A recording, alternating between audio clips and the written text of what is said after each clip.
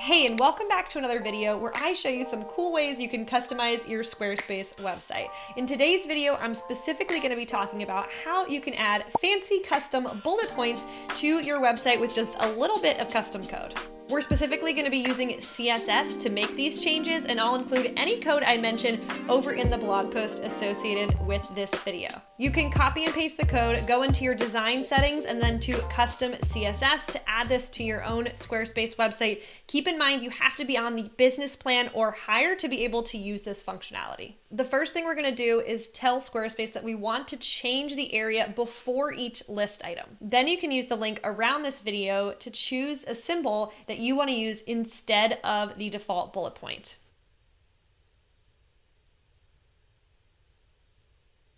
You then want to copy and paste the CSS code for that symbol and place it in the content section here.